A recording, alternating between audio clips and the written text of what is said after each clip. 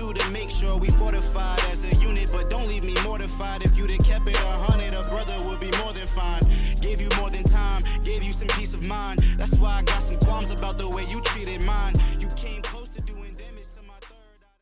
Before we start, I would like you to know that I'm not incredibly knowledgeable in novels. It's not something that I read a lot, so I might not have the best recommendations. But I still feel like the works on this list are very good reads. Because of that, this is going to be a shorter video. But if you want more of this, I can try and recommend some more. Just let me know in the comments. The first novel is an extra's POV. The novel follows Ray and his classmates who get reincarnated in a different world, and they are given skills and classes.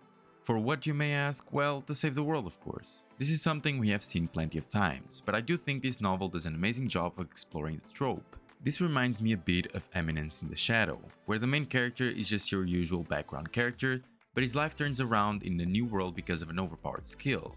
I have to admit that in the first few chapters I didn't really enjoy the main character that much, but he does evolve and change rather quickly, giving way to a calculating character that I enjoyed.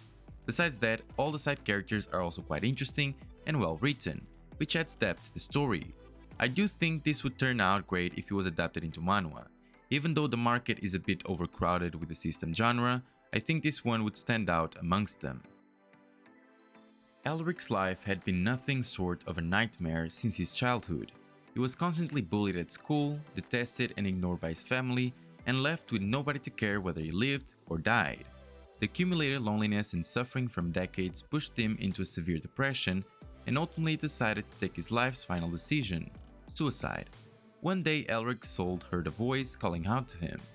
This is not your standard reincarnation work, and that's mainly due to the main character. First of all, he doesn't get an overpowered system or even help from someone. He does everything by himself. And secondly, his personality. Because of his harsh life, he doesn't trust people blindly, even if they're kind to him. Because of that, he's extremely calculating and plans ahead, which is something I truly enjoyed. It's good to see a main character with an actual well-built personality.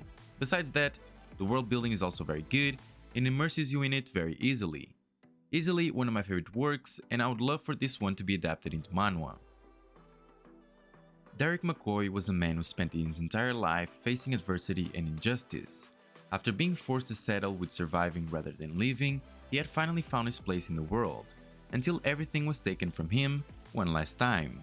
After losing his life to avenge his murdered brother, he reincarnates until he finds a world worth living in, a world filled with magic and monsters.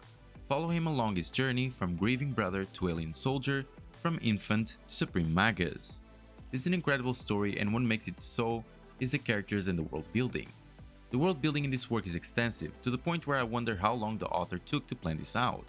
And of course, following the example of world building, the characters are also incredibly well written. It gives you a sense of connection like they are real people.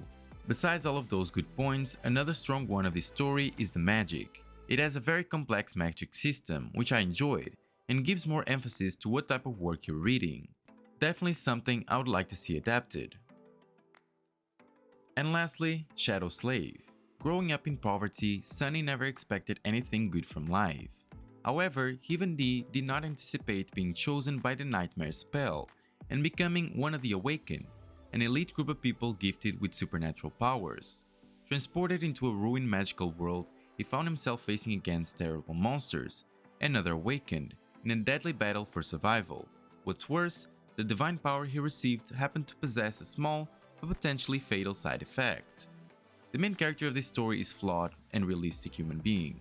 If you're looking for an overpowered main character who just demolishes everything in his path, this is definitely not it. But because of that, you can see yourself in the main character and enjoy even more his character development. Pair that with a very interesting system, you get a great story. The reason why the system is so good is because every power has its flaws. While it can have an overpowered magic, for example, it can come with a tremendous flaw. Definitely a great work that could very well be adapted into manhwa. Now guys, this was a few novels that I think could get adapted into manhwa. Did you find any that you want to read?